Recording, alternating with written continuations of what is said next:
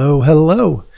Welcome to Healthy Perspectives, a podcast that takes on current cultural and social issues through a clinical lens.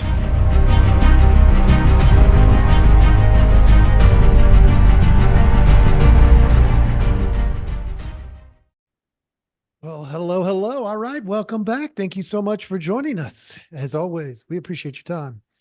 And as promised, I am going to spend a couple minutes here. We are going to have a little bit of a conversation about Donald Trump. And I'm a counselor. So this is not going to be your typical Donald Trump conversation.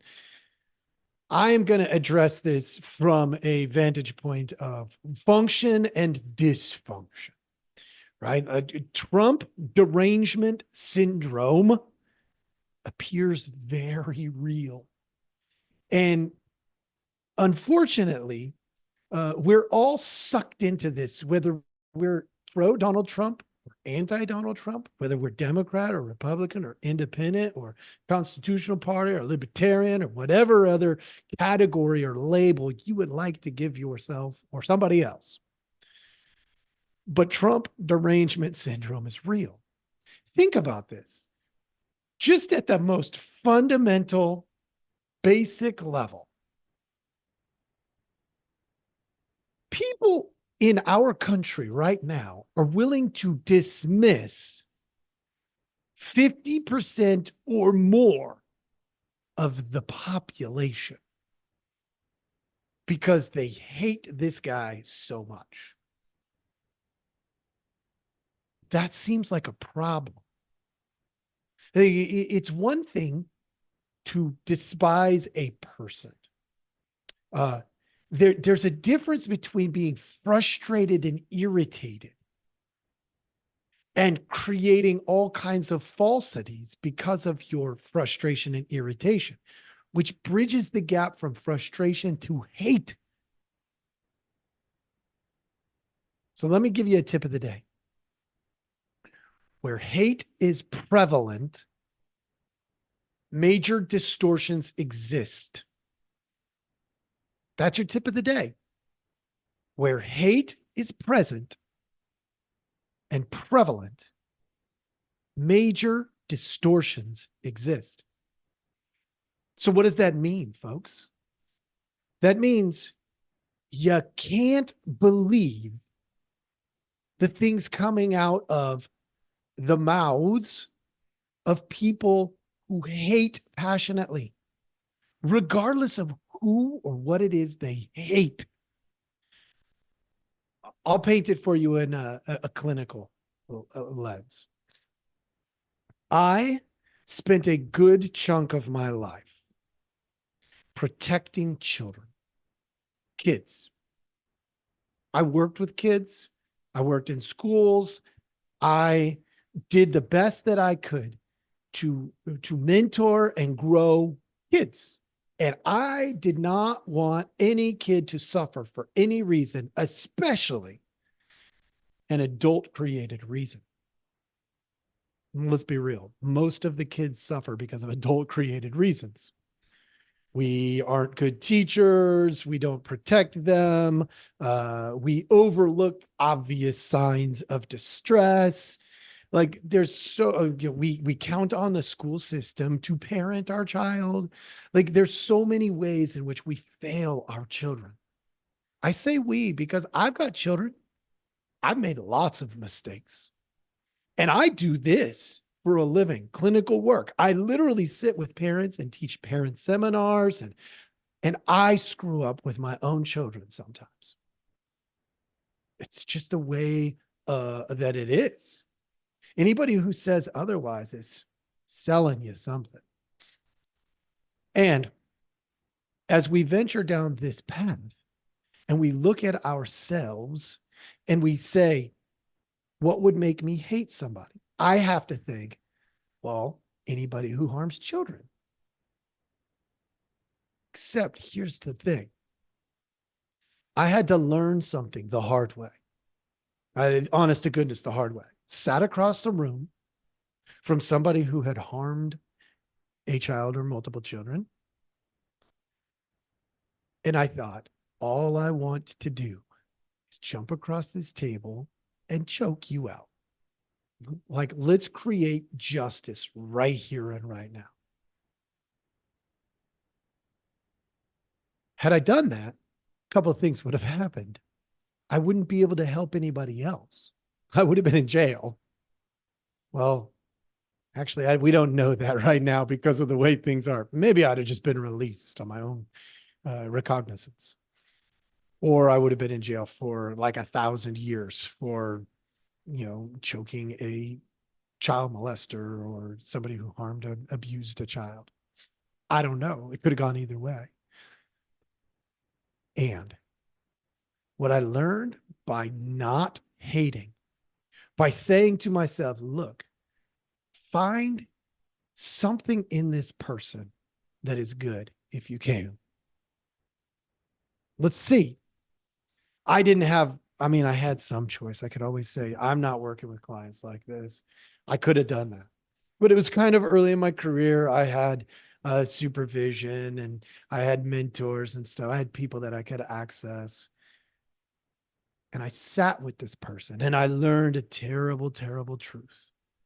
One that nobody wants to really acknowledge. I get it.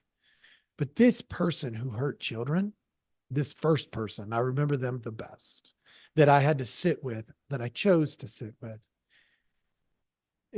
They had learned the behavior because they had been harmed themselves. Now, not all of the stories are like that. Trust me, if I can't find good in a person, I separate from that person. And you should too. You absolutely should. But separating from them or just refusing to follow them is one aspect. Hating them, well, that crap's about you. That isn't even about them anymore. And this Trump derangement syndrome that I told you the other day I would talk about, I told you I'd talk about the whole Trump case. This is my take on that. It's a real thing. There are people that are bridging the gap into hatred. Not only bridging it, they're paving roads. They're putting floating bridges underneath. They are evacuating as many people as they can into the I hate Trump camp. And unfortunately, we're not stopping this. This is unacceptable social behavior, folks. Having this kind of hate, look, the Republicans have done some of that with Joe Biden as well. And yet, from the outside, looking at both of these things, the hatred isn't even close to the same. It's not. One is frustration, irritation, and social advantage. The other is hatred and social advantage. And so you're going to be faced with a decision to make. And I want to help you make a wise decision because there isn't a good decision in front of you right now. Not from a psychological, sociological, cultural perspective. There's not a good decision in front of you. I don't care. Like a lot of people are saying, oh, you shouldn't say that. You're going to discourage people from voting. I don't want to discourage anybody from voting. I vote every chance that I get. There's a reason why. Because at 17, I went in the military. And I decided that I was willing to sacrifice my life to save others from having to make that kind of sacrifice. And I was really fortunate, and I didn't have to do a lot of things that a lot of my friends and peers had to do, and I get it. And at the same time, most of you listening to me have never really made much in the way of sacrifice when it comes to a big picture scale. Oh, I'm not saying you didn't sacrifice for your kids or you weren't the victim of something, which I've talked about in other podcasts. I'm not saying you had an easy road. But did you ever put your life on the line or volunteer to put your life on the line, whether you are called to do it or not? Most of you, the answer is no. And that's fine. But understand, there's an aspect of your existence that is naive and foolish because of it. So I'm going to paint it for you as clear as I can from a clinical lens. I look at psychology, sociology, and culture because those are the driving forces, not politics. Politics it's a subsect of culture. From a psychological, sociological, cultural framework, we have to transform the hate all the way, not just into the frustration and irritability. No, all the way to love. That's what has to be done. You have to decide that your neighbor who has a totally different political vantage point is lovable. I didn't say likable. I didn't say tolerable. I straight up said lovable. That's odd, people. I know it sounds crazy. I know what this sounds like, folks. And it's going to sound crazy until you get it. But I can tell you, I'm not the crazy one. People filled with hate. That's crazy. That's a dead end. That's like go all the way back to Cain and Abel. We know the outcome of hate. Jealousy. We know what the outcome is. And you got to do better. I got to do better. We have to set the hate aside and say, hate is off limits.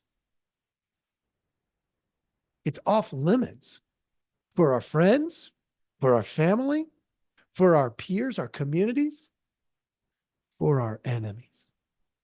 If you attack out of hate, what makes you any different than a terrorist group, a Hamas?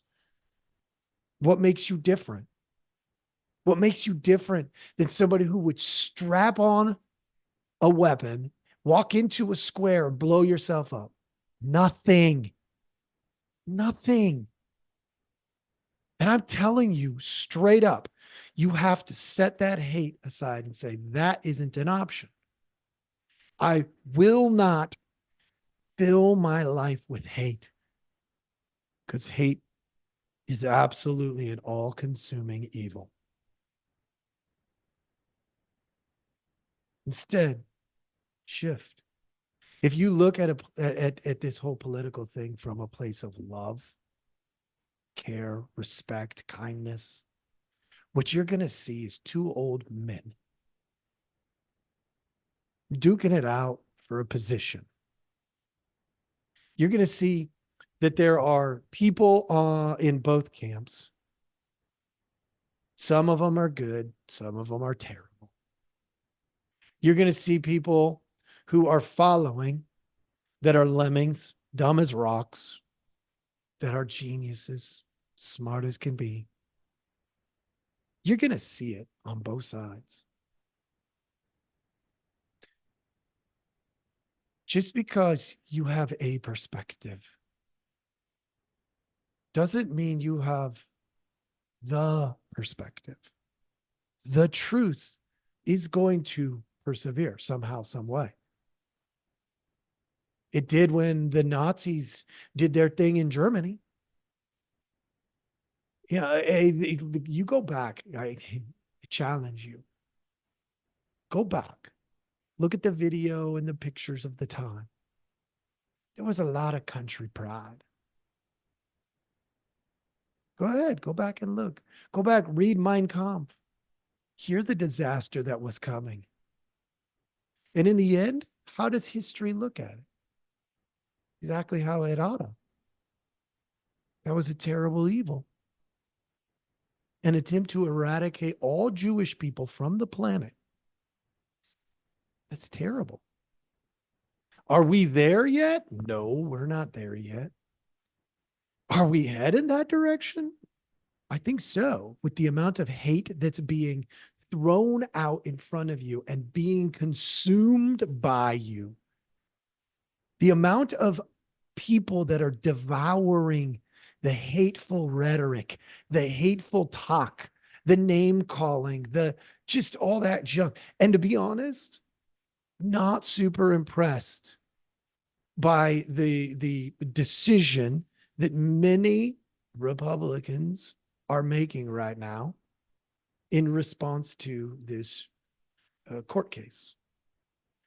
I know they think they're gonna justify, just like the left does, they're gonna justify the end result and say it was worth it because this is what we had to do to get there. And that's crap. That's just a lie built in. You're building literally on a foundation of lies.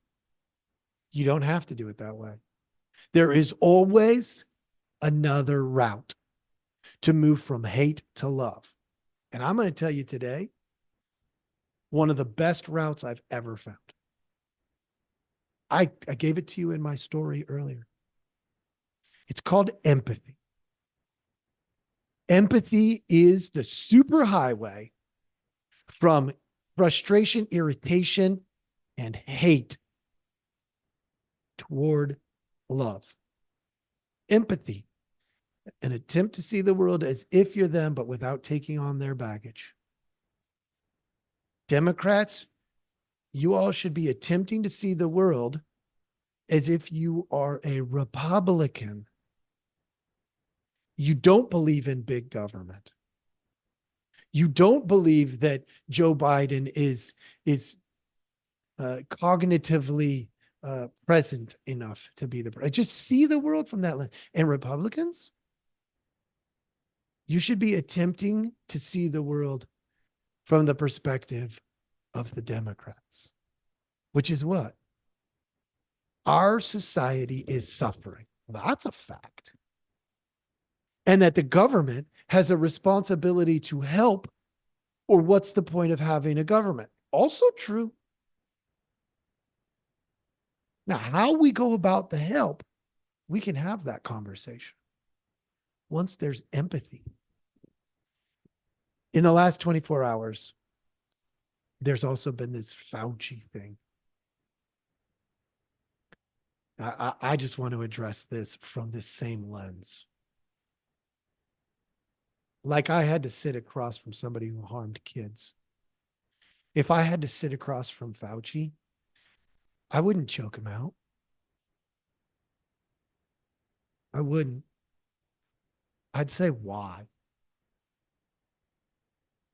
Don't give me your stupid justifications as to why you put millions and millions, maybe even billions of people at risk.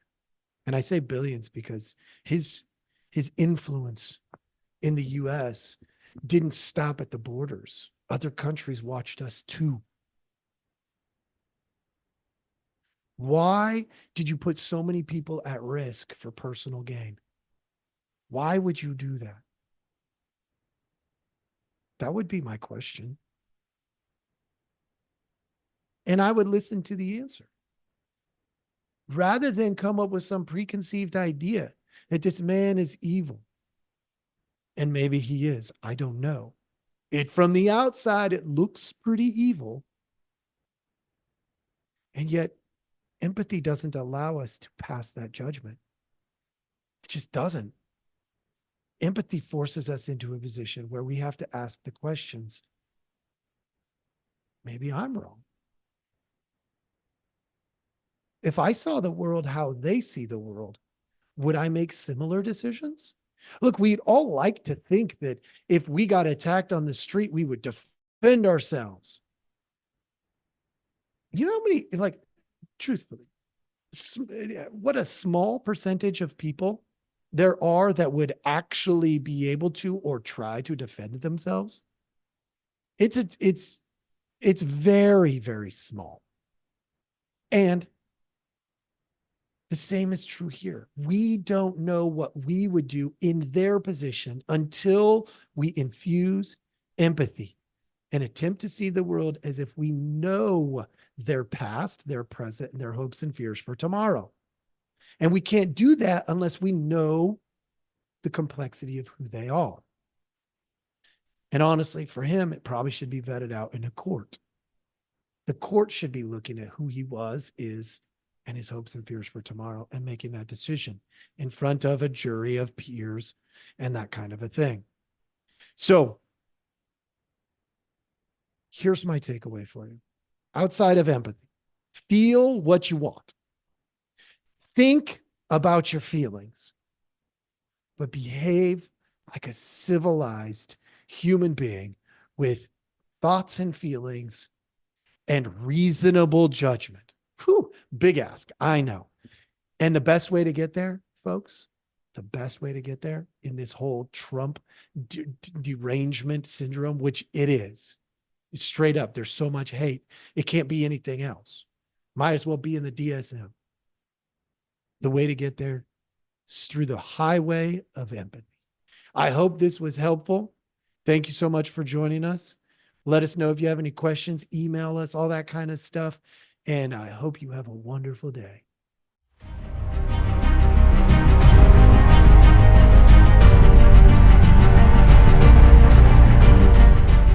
Hey, everybody. Thanks for listening.